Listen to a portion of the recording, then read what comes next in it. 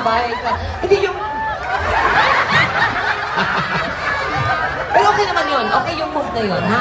O basta mamaya, pag sinabi kong go. Okay. Excited sa'yo. Parang magdi-deliver lang siya ng sulat. Music!